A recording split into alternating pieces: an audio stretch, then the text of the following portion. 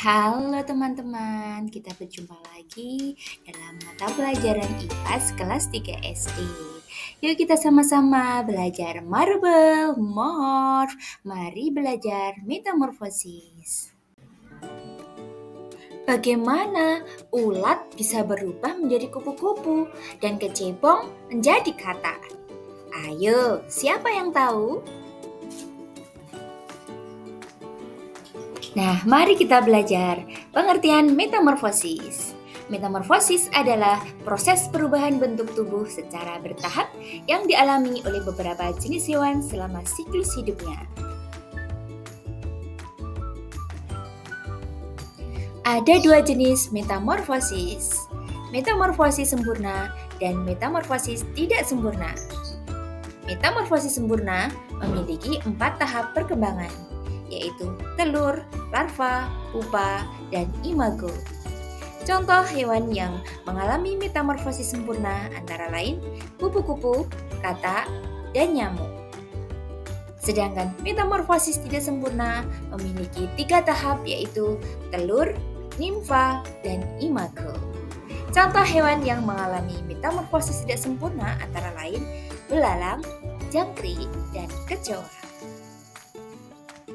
Nah, ini teman-teman, contoh metamorfosis kupu-kupu. Kupu-kupu termasuk hewan yang mengalami metamorfosis sempurna, yaitu dimulai dengan telur, kemudian akan berubah menjadi ulat, atau yang disebut dengan larva, kemudian akan menjadi kepompong, atau yang disebut dengan pupa, dan kemudian akan menjadi kupu-kupu dewasa, atau yang disebut dengan imago. Apa sih perbedaan larva, pupa, dan juga nimfa? Larva adalah tahap awal dalam bentuk yang sangat berbeda dari bentuk dewasanya. Contoh larva yang terkenal adalah ulat pada kupu-kupu.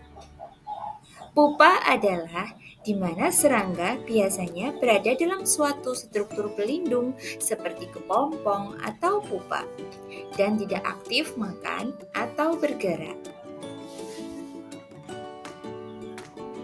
Sedangkan nimfa adalah tahap perkembangan pada serangga yang mengalami metamorfosis tidak sempurna, seperti belalang dan kecoa.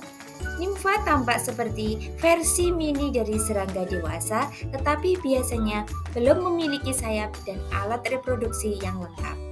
Nimfa secara bertahap berubah menjadi bentuk dewasa melalui beberapa kali ganti kulit tanpa mengalami tahap pupa. Secara keseluruhan, larva dan pupa adalah bagian dari metamorfosis sempurna, sedangkan nimfa adalah bagian dari metamorfosis tidak sempurna.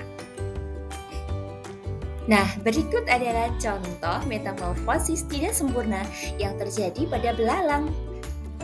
Dimulai dari telur, kemudian akan menjadi nimfa.